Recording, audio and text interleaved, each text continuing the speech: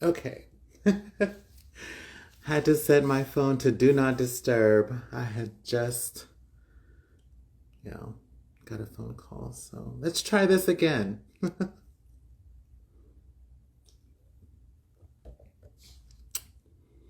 Hello, hello. Come on in. Auntie forgot to put on do not disturb and I got a phone call and it just messed up the first one, but we're back. Hello, come on in. All right. So let everyone come on in. Give a few more minutes and we will get started. Hopefully everyone is okay. Auntie Sage has been in Florida for the past 2 weeks, so it's been a lovely visit. And I hope everyone is well. Everyone is surviving spring break. So, all right, let's go ahead and get started as people come in. I'll wave at you. As always, if y'all have questions or anything, put it in the comment and we will get them read as soon as possible for myself or our guest. Welcome again to another episode of Skoden Talks with the Homies with your host, Auntie Sage. IP3 is an organization that provides nonviolent direct action training, campaign strategy, and community organizing tools to support Indigenous communities taking action in defense of their homelands. For more information about IP3 or to send community training requests, you can visit our website at ip3action.org or contact info at ip3action.org. Also, before we bring our guest on, we'd also like to announce the IP3 Land Back Project. Indigenous Peoples Power Project has been blessed with the opportunity to cultivate a deeper relationship with the land in Multnomah and Chinook territory, or so-called Portland, Oregon, and we need your help. For more information on IP3's Land Back Project, please visit www.ip3action.org/landbackproject. All right. Let's see if we can add our guest. All right, I'm not seeing it. Gunny, if you're still here, send me a request, please, because it's not showing that you are here.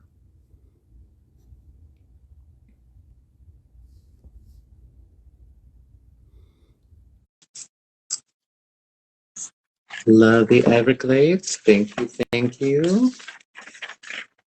As soon as we get our guest Avanta. Let's see. Go live. Fingers crossed.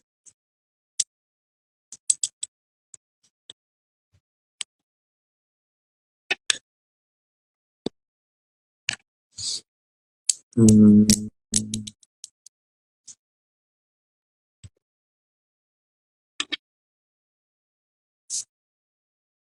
Gunny, I sent you a request as well.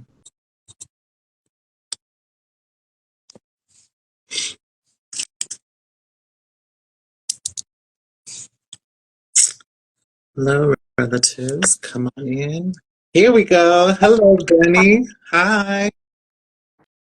I hope you are well, darling. I am. Hope you are too. Good afternoon. All right. Would you like to do an intro of yourself and a little bit of where you're from? Yeah. So Tien Tamo Hotifke Pagana Chate Amahotifke Yapfashade Miccosukee Antate Amos Amwache Elizabeth Amforja Sandy Amforja Teresa. Hi, nice to see y'all. My name is Gunny, or my full native name is Pagana Chate. I'm a member of the Bird Clan. I'm Miccosukee. My mom's Elizabeth, my dad's Amos. My grandparents are Teresa and Sandy. All right. Yay. All right, I think we're just going to go ahead and jump right into some questions. And as always, guests, if y'all have any questions for Gunny or myself, put them in the comments and we will have them read and get them answered as soon as possible.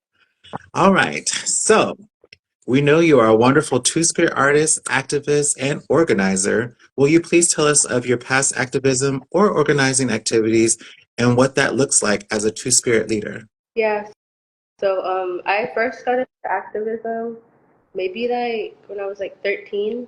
My grandma had just passed away, and we were going through her stuff after her wounds were up, um, and came across this book that was about a certain individual that worked for the tribe, and they just weren't fit for the position of power they were in.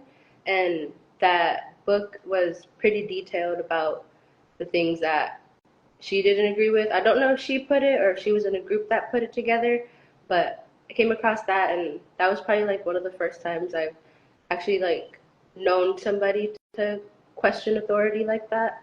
But for me, like something that I actually did with activism work was around when I was 15, whenever Standing Rock was going on.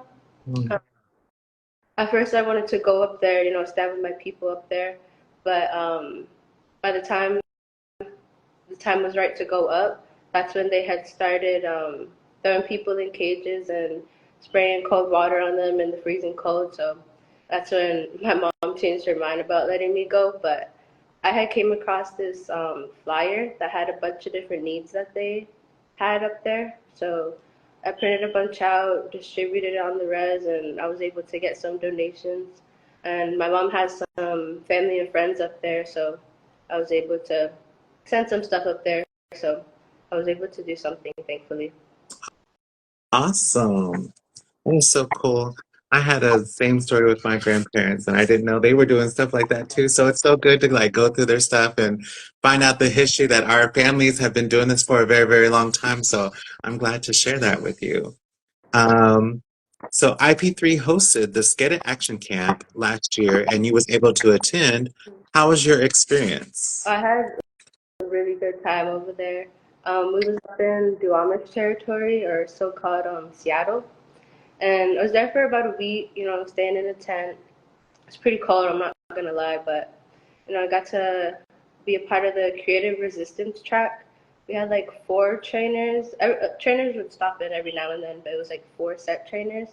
We would do like wheat paste demos, stencils, spray painting, screen printing, vinyl, learning how to do knots. There was a bunch of stuff. I had a really good time, and it was just such a safe and accepting space that usually I'm like pretty hesitant when it comes to arts. Usually I like drift more towards photography, not really like put in a pen or brush to paper, but I was able to gain a lot of confidence out there, which I'm really thankful for. Yeah. Did you get to meet a lot of people while you were there? Yeah, for sure. I'm in touch with everybody in the track still, and I got all their info, so I'm pretty sure those are relationships I'll have until I don't have any relationships anymore. Oh no, they're just gonna grow and grow, darling.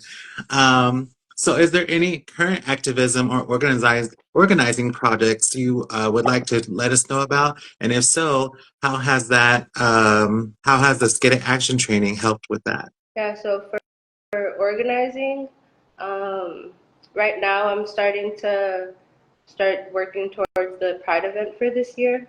Um, and then, so that's just like kind of just like putting money to the side to get everything together. But also, we get a lot of community donations. I got a couple aunties with some businesses, and one of them has tents, one of them has tables and chairs. Um, it's a really big community effort, so that's what I organize. And some activist stuff right now. I do like temporary public temporary public art, I would say.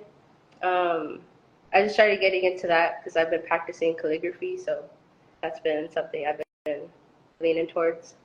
And I feel like our native communities have really good calligraphy, so I think that's a perfect suit because I have met some badass artists along the way in my journeys, and I'm just like, man, and I can't even draw a straight stick figure. So, That's me, Josh. That's yeah, why I practice. So to switch gears a little bit, and thank you for sharing that about the Skidded action camp because you're one of my first guests that has actually gotten to go to it, and so it's really nice to hear feedback and awesome feedback and hear that you are doing awesome things in your community. And I'm going to switch up the mood a little bit and talk about our current situations, especially with the political climate here in Florida. Mhm. Will you talk a little bit of the LGBTQ political climate in Florida currently, and has it affected the Two-Spirit community in any way? Yeah, so I don't know exactly when all the bills were signed, but there's a bunch of just anti-LGBTQ plus bills, and more specifically anti-trans. Um, I know that in pre-K through eighth grade, you cannot talk about gender identity or sexual orientation. Um, and there's ones like the bathroom ban. Uh,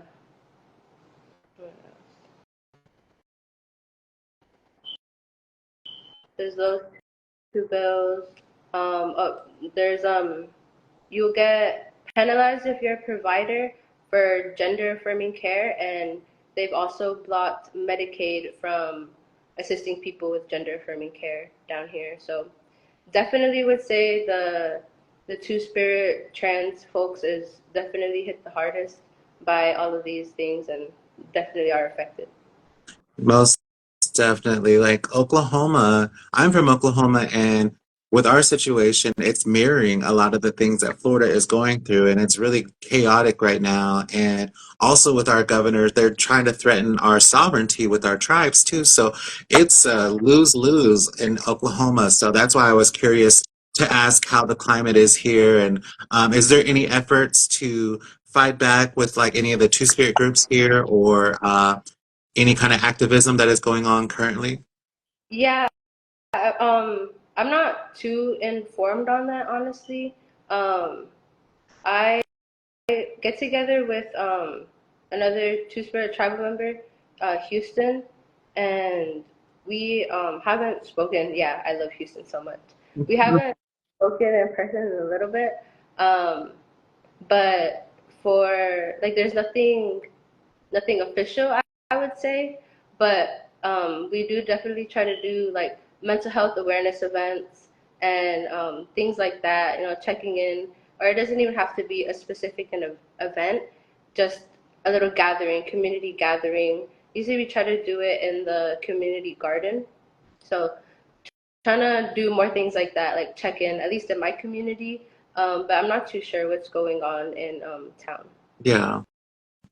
And to be honest, Houston is the one that had reference to you, and he talked nothing but good things about you. And I had dinner with him when I first got into town. So shout out to Houston. Houston was our guest too. And if you want to see his interview, it is on IP3's page as well.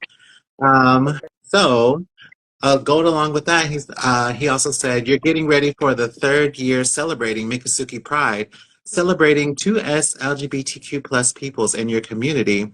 Will you tell us the story of how that got started? Yeah, I don't know the first conversation we had about it, but I had looked back and I had just texted them. I was like, so Res Pride Parade with some question marks, and he sent back rainbows and a bunch of yeses. So after that, we started planning. And I kind of treated it just like another community gathering because I haven't been to any Pride events in town or anything like that.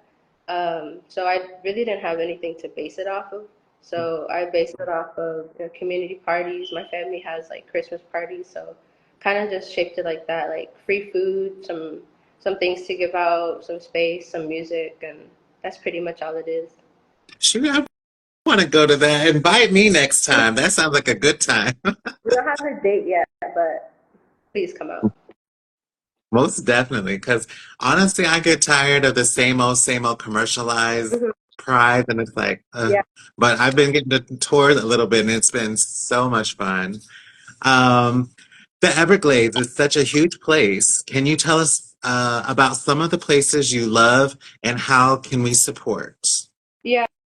Um, The place I love the most in the Everglades would probably be my family's camp. You know, that's where I grew up, my mom's house, and then it's my grandma's house right next door, and that's where I live now.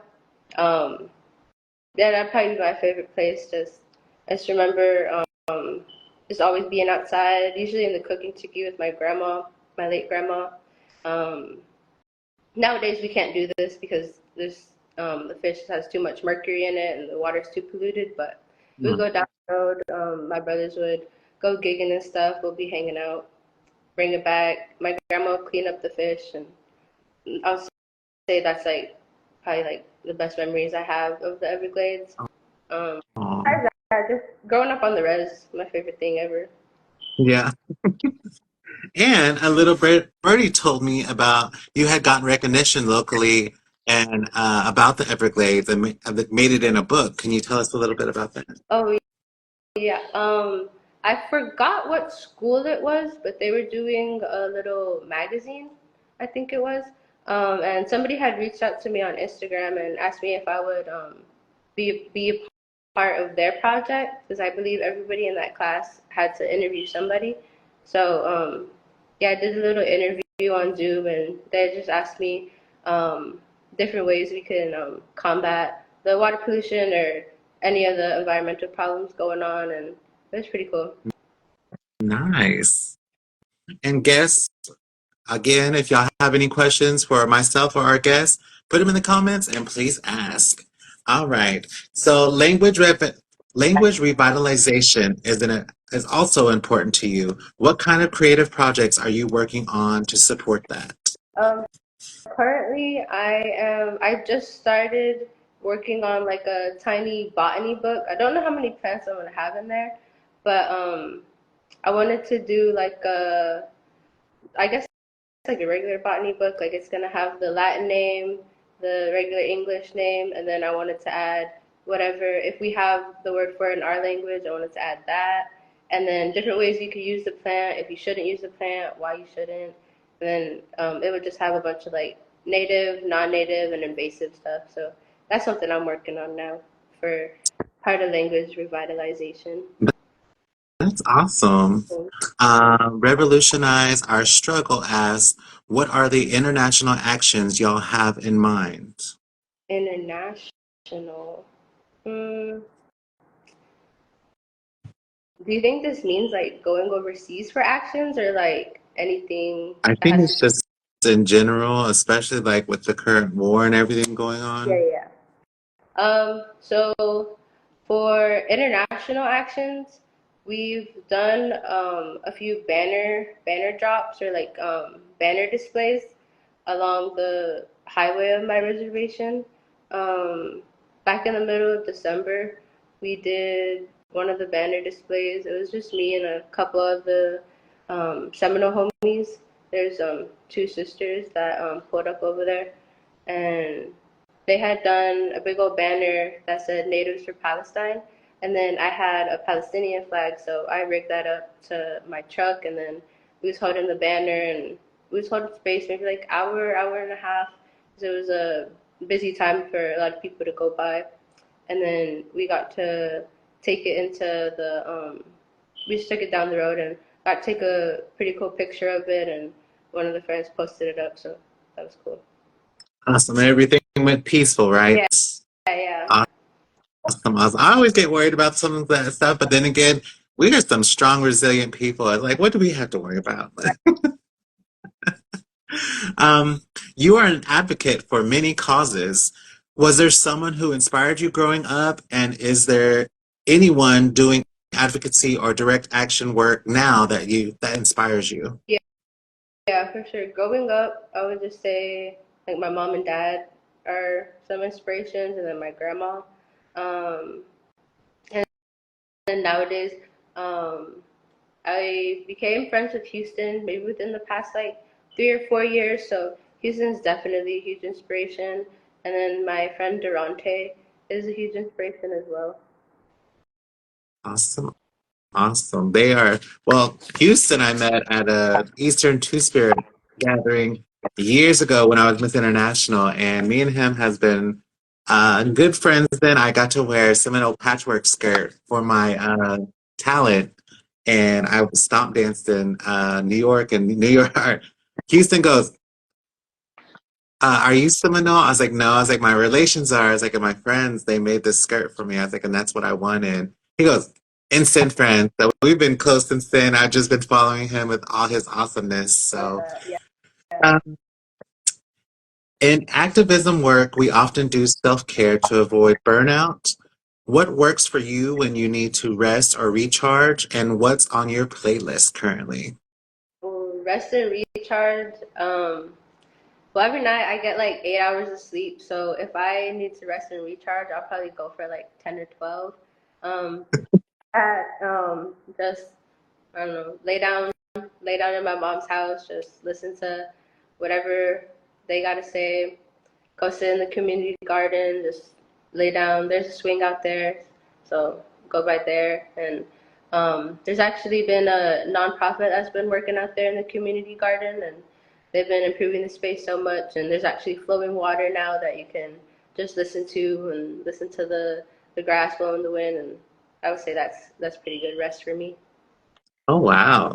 Sounds beautiful. It really is. And like to avoid burnout, like if you're like just keep going with your activism, Mhm. what's something to like keep your mind charged and keep you like focused on the task at Mm, hand? Probably um probably just watching like something that ain't so serious. Like if I'm gonna go on YouTube or something, probably just like watch some music videos or something, or like I like I like Hot Ones, the YouTube.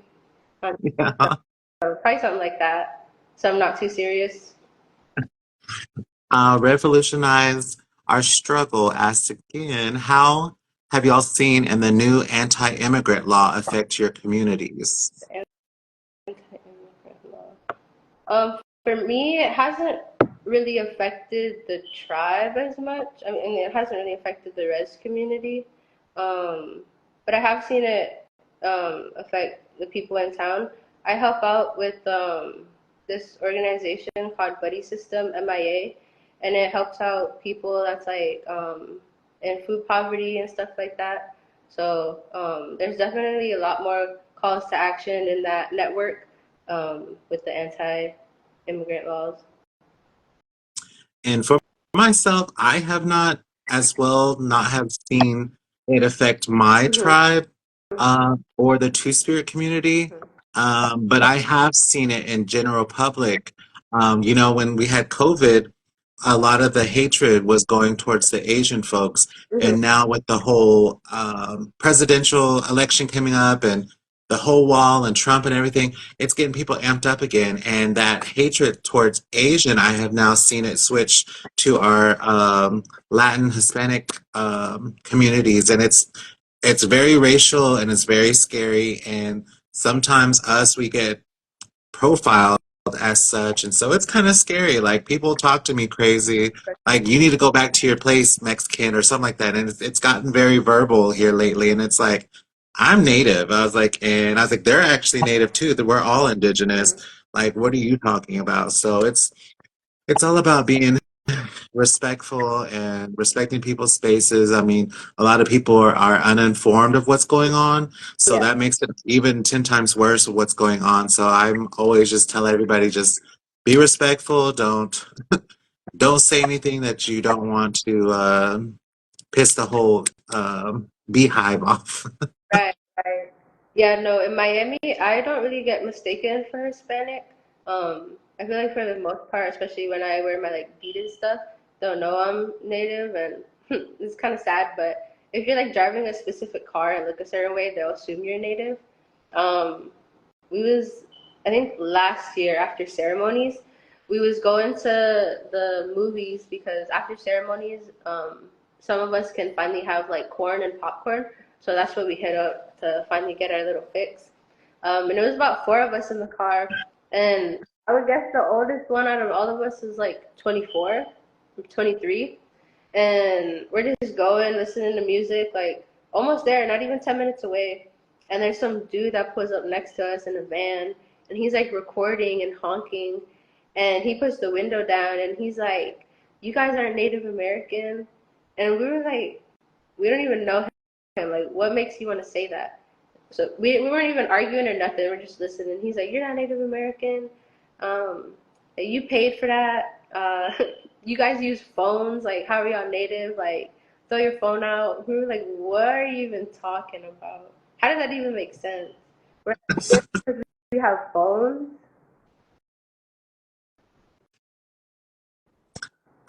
Thanks for the comments. I'm working on current status of immigration, and it sucks because it makes it all communities hate on each other instead of focusing on the system. Exactly. Yeah, I know. It's a crazy time we're living in, but with great leaders like Miss Gunny and Houston and everyone else, it takes just one to lead us into the next positive situation. Because I mean, not everyone is born leaders, but we all can do our part to help make this a livable space for everyone. Because I mean, in reality, we can say and fight about everything, but we're all here. We all have to exist, and we all share the same air, and it's got to remain that way. And polluting it and just making things worse, I was like, it just kills us all off in the end. So. Is there anything in the dreamscape, or is there anything that you're wanting to work on in the future, as far as activism or anything that you're working on currently that you would like to talk on? Yeah, it's not a project I started. A couple other tribal members had started it, but it's something that they had invited me to join. So, and I was really for it. It's like a elderly outreach program, and it's just to bridge the gap between the younger and older generations. Um, because back then we would gather a lot more. I feel like it's just, you know, it all comes down to colonization, but we would gather a lot more on our ceremonial grounds or at somebody's camp or something, and just talk, you know, communicate. But we don't really have that, so we're trying to get that communication back up so we can do things like save our language and our culture and learn our medicine and stuff. So that's something that I just started, but I'm really excited to get that project going. And to me, um, also in my communities, I've noticed that as well. And it's really, really hard. There's a lot of disconnect, and it's taken me a little bit of time to connect the dots. But what I have found is a lot of it has to do with our grandparents and our parents' generations that were in the boarding schools. And them having to go to that and that disconnect because the grandparents before that they weren't in that, but they sent their kids there, and that generation now is our elders, and they have a disconnect of family traditions and everything. So Yeah. we're struggling right now, especially with language, our teachings of our songs, everything. Mhm. And so and also diabetes and just unhealthy foods that also killing our elders off early too. So it's like we used to all gather and have big dances and stuff Mhm. when we were all younger, and now you're seeing younger and younger elders passing, and so we really don't have a lot of elders. We used to have a lot of elders at our grounds, and now I'm seeing the same thing. Like we don't gather, we don't have those elders to talk to, we don't have those leaders to sit here and be like, hey, let's have a dance today or let's practice. Yeah. And there's no want to because everybody's in their phone,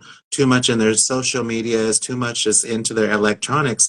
And they're like, for what? What do we got to do? And honestly, that's what that's what they wanted us to get to. So Mhm. it's very sad. So I I have worked with the little bit of communities here and there, and not only are they working with the language and gathering again, but also trying to teach what it looks like to eat better and teach them, you know, if we eat better now, we will live longer for our next generations to have that. So that might be something else to look into. Be like, hey, let's eat some healthy food tonight while we gather. Yeah. So I went to volunteer garden day at the community garden, and we got to plant a bunch of stuff. I think the potatoes might have got picked up already, but we did a lot more edible plants because at first I know they were trying to just get rid of all of the invasive and non-native stuff and then put native plants in. And now they're trying to do more food so we can live off the land more, basically. Oh, kudos, kudos. And talking about food, since we're coming closer to the end, is there a favorite native dish that you like to cook, or is there a native dish that you love to eat? I would say more to eat. My sister's a cook, my auntie and my mom's a cook. From them, I would probably just say like an Indian stew. My gush, my auntie, she makes really good chili. Um, I don't know, whatever my mom makes is good. Whatever my sister makes is good. Yeah. So my favorite traditional food would be deer meat for sure. Ooh, how is that prepared? Um, So it's pretty sacred to us. So like whatever knife and bowl and stuff you use, you're not able to use that for anything else. And then I like it kind of like I like it soft, so I like it boiled in a soup or something like that. Ooh, I tried some moose one time. Ooh, that sounds Not the same as deer at all. good. It's very gamey. So I was like, interesting. Well, darling, we are coming to the end, but before we go, I would love to, if you have anything to plug, if there's any kind of website, and how to follow you, how to donate, how to help with your cause, any way we can uplift you, this would be the time to let us know, darling. Mhm. Um, Donations for me, no, but I do have some homies that I met for like line three stuff that I can, whenever this is over, I can put a couple Venmos and stuff in the comments and people can hit those up if they're able to donate anything to them. But for what I'm working on, I would just say, if you follow me, just keep an eye out for the post about Pride events, and we'll be posting, asking for volunteers, or if anybody wants to, volunteer their time, and if they got a business, if they want to show, or if they want to just be a vendor, they could pull up. But besides that, I guess just look out my IG for the Pride event, and hopefully a lot of people could come out. All right, darling. Well, thank you so much for joining us. And thank you guys for joining us for another episode of Skoden Talks with the Homies. I am your host, Sage Chanel. Um, this video will be posted on Instagram, and so you can drop your Venmos and whatnot on the comments. And we will see y'all next time. Take care, and we'll see y'all later. Thank you for having me.